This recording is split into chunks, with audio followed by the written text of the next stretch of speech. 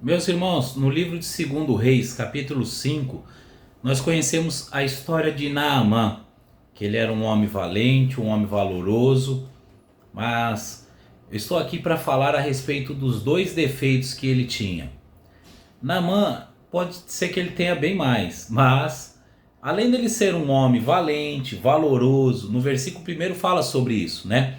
Inclusive que o Senhor dera livramento aos sírios por intermédio dele. Olha, ele era um homem de respeito, ele era um homem valoroso, né? Ele era chefe do exército do rei da Síria.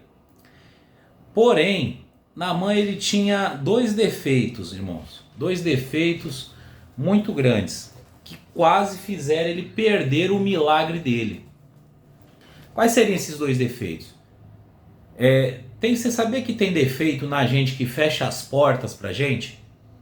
E a gente tem que tomar muito cuidado com isso. Porque Deus ele abre portas pra gente, faz milagres, realiza oportunidades, e às vezes a gente fecha essas oportunidades pelo nosso jeito de ser. Olha aqui no versículo 11. No versículo 10 a Bíblia vai dizer do capítulo 5 de 2 Reis. No versículo 10 vai falar que Eliseu disse para ele, né? Ó, mergulha no Jordão 7 vezes e você vai ser curado. Aí no versículo 11 fala assim: porém Naamã muito se indignou e foi-se dizendo: eis que eu dizia comigo mesmo, certamente o profeta sairia, colocaria em pé, invocaria o Senhor seu Deus e passaria a mão na lepra e restauraria o leproso. Primeira coisa aqui era a arrogância. Todos nós temos um pouco de arrogância. Se você for perceber, nós temos graus de arrogância. Tem pessoas que têm arrogância, tá lá em cima. A gente tem que dominar esse sentimento. Aí você fala, não, mas eu sou arrogante. Jesus ele disse, se eu não me engano lá em Mateus 12, que do coração do homem procede as coisas ruins. Procede prostituição, adultério, homicídios.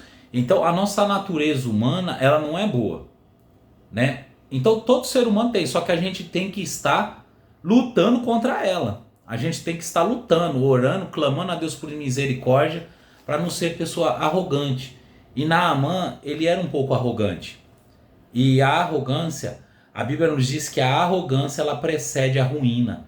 Por isso que muitas pessoas recebem milagre, recebem bênção, está numa posição muito boa e às vezes por causa da arrogância ela perde tudo que ela tem. Então, muito cuidado com a arrogância. Olha a arrogância dele. Ele era um homem supersticioso, porque lá na Síria, o país pagão que ele morava, lá as pessoas, os magos que tinham lá, os feiticeiros, agiam dessa maneira. Eles faziam aqueles rituais, né? Inclusive ele tinha que pagar por aquilo ali, né? E aí o que acontecia? Ele achava que ia ser a mesma coisa na terra de Israel. Só que ele ficou confuso, porque Eliseu não aceitou dinheiro dele, e Eliseu apenas deu uma palavra. O que Deus ele requer da gente é a fé. A fé que vai gerar o seu milagre. A fé que vai mudar a sua vida. Ela vai mudar o seu comportamento, suas atitudes, o seu cenário de vida. É a fé. Se Deus ele te dá uma palavra, ele quer somente que você creia. E olha o que Naamã fez, né? Naamã um pouco arrogante ou muito arrogante disse: não, eu pensei que o profeta ia colocar a mão na lepra, que é isso? Ele nem saiu para me ver. Como assim? Eu sou chefe de um exército, né? Ele era muito prestigiado pelos soldados, né? Muito elogiado, né? Tinha muitas pessoas ali que, né, elogiava demais. Então ele tinha um pouco, sim, de um ego inflado. Só que aí, o que acontece? Ele quase perdeu a oportunidade de ser curado por causa da arrogância. Falou, não, que é isso, eu vou voltar para a Síria. Perdi minha viagem vindo aqui. Como é que um homem desse nem sai para falar comigo? E outro, eu vou pular no rio porque ele falou para mim. Ele nem saiu para falar comigo. Eu queria que ele fizesse assim, assim, assim. Então isso são índices de arrogância, né? E o segundo jeito errado dele é esse aqui que está no versículo 13.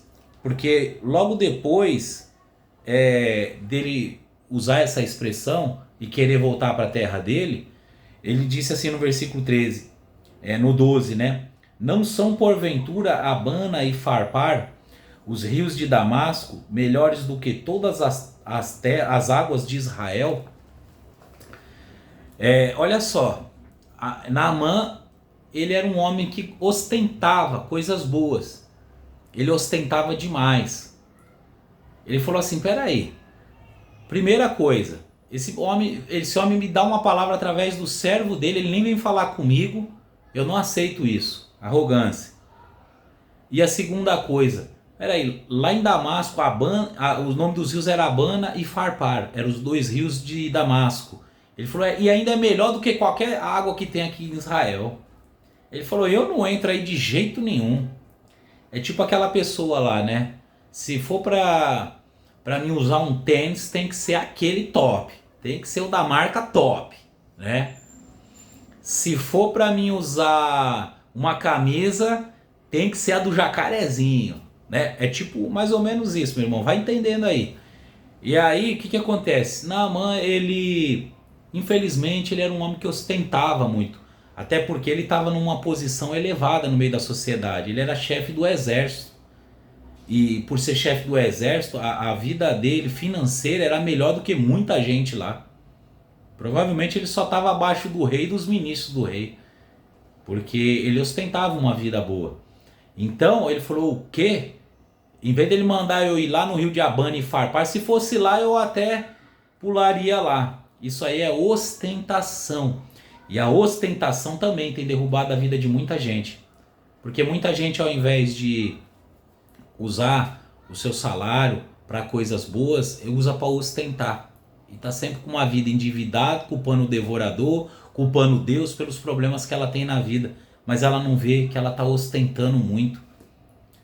E a ostentação, ela tem levado muitas pessoas para o fundo do poço. Muitas pessoas a ficarem com o nome sujo, endividadas, sendo mal faladas e pessoas não querendo nem ficar mais perto. Então, sobre esse vídeo eu queria falar sobre Naamã, os dois pecados dele, os dois erros os dois jeitos errados que ele tinha. Mas Deus, ele sempre insiste para que a pessoa ela não perca aquilo que ele tem preparado para ela. E aí um homem usado por Deus disse para Naamã, se ele te pedisse uma coisa mais difícil, você não ia fazer? Se ele pedisse para você dar ouro e prata para ele, você não ia dar? O que é pular lá no Jordão? Se você pular e não acontecer nada, você não perdeu nada. E aí? Aí foi quando Deus abriu uma porta da segunda chance para ele. E aí ele foi, pulou lá, saiu curado da lepra e saiu curado da arrogância e da ostentação. Porque os versículos adiante nós vamos ver que quando ele volta lá para agradecer Eliseu, ele volta para dizer também que ele somente adoraria o Deus de Israel.